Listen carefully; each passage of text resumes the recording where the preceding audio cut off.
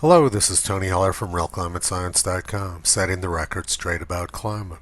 Reporters at the Washington Post have determined that kids are terrified, anxious, and depressed about climate change. And they ask the question, whose fault is that? Well, that question isn't a very hard one. It's people like the Washington Post who are intentionally making children terrified, anxious, and depressed about climate change. A few months ago, they ran an article saying Ocasio-Cortez says the world will end in 12 years. She is absolutely right. And the New York Times says, panic may seem counterproductive, but in the case of climate change, we're at a point where alarmism and catastrophic thinking are valuable. This looming catastrophe demands an aggressive global response now. And we see articles like this in the press every single day. Alarming new map shows large swaths of New Zealand towns and cities underwater by 2050. They've taken a generation of children who lived the safest and most comfortable lives of any generation in history and have scared them about some apocalypse which they say is going to happen in the future. They propagandize children to be frightened, and then they weaponize them to be used to make other children frightened too. They spent decades trying to make people panicked and depressed, and they describe it as feeling hopeful. According to the Sierra Club, in the year 2018, the United Nations said that we have about 12 years to avoid catastrophic climate change, which is exactly the same thing which the United Nations said in 1989. If the United Nations 1989 predictions would have come true, Greta Thunberg never would have been born. The UN has done everything they can to drive children into clinical depression and drug dependency, and they describe what they've done as hope emerges. So the Washington Post asked, whose fault is it? They've taken a generation of comfortable, safe children and intentionally terrified them about the future. And they refuse to allow the children to hear any other points of view. The children don't know that the greatest explosion of life on Earth occurred 540 million years ago when carbon dioxide was right at its peak of 7,000 parts per million. If the children knew that, they would realize that the Extinction Rebellion is nonsense and that they're completely safe. The children aren't allowed to be told that NASA says Earth is getting greener as carbon dioxide increases in the atmosphere. If they knew that, they would realize that carbon dioxide is a good thing. Carbon dioxide makes their garden grow faster, and it makes it so that we can feed more people. Children aren't allowed to be told that Australia has gotten wetter over the last 120 years.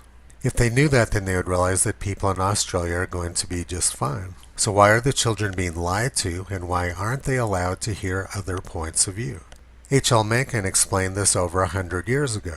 He said, the whole aim of practical politics is to keep the populace alarmed and hence clamorous to be led to safety by menacing it with an endless series of hobgoblins, all of them imaginary.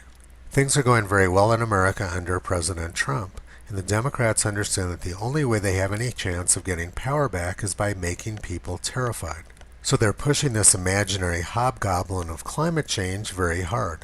And they understand that the key to regaining power is by frightening children. Skeptics like myself are working very hard to get the message out to children and to the general public that they are completely safe from carbon dioxide. But progressives and Democrats are doing everything they can to make sure that the message of hope doesn't get through to the children. Democrats are not only censoring climate skeptics, but they're actively targeting them. President Obama's Secretary of the Interior openly threatened anyone working for her who was a climate skeptic. This is a tweet from yesterday by Roger Pilkey Jr. of the University of Colorado. He said, Katherine Hayhoe, Texas Tech prof, endorses skeptical science and warns academics who have views that may differ from hers and theirs to silence themselves lest they be held accountable and suffer consequences. So anyone in academia who tells the truth about climate is being actively threatened. I make all kinds of videos telling children not to be scared, and Democrats in Congress want me silenced. They want me kicked off of YouTube. They've worked very hard to make children frightened and depressed, and they don't want anybody interfering with what they've done. And it's all about their prophecies of the future. You may be fine now, but 12 years from now, everybody's going to be dead. In 1974, during the global cooling scare, MIT professor Jule Charney said, I don't think we can predict climate now, and I wouldn't trust anyone who said he could. The atmosphere is just too complex to take some of these vague statistics and try to use them to predict with. You can always find a single physical mechanism that will cause one thing or another, but when you take them all together, it gets too complicated. Anyone who says he can tell you more than a few days ahead of time what the weather is going to be is practicing necromancy, which is talking to the dead. In 1841, Charles Mackay said, During seasons of great pestilence, men have often believed the prophecies of crazed fanatics that the end of the world was come.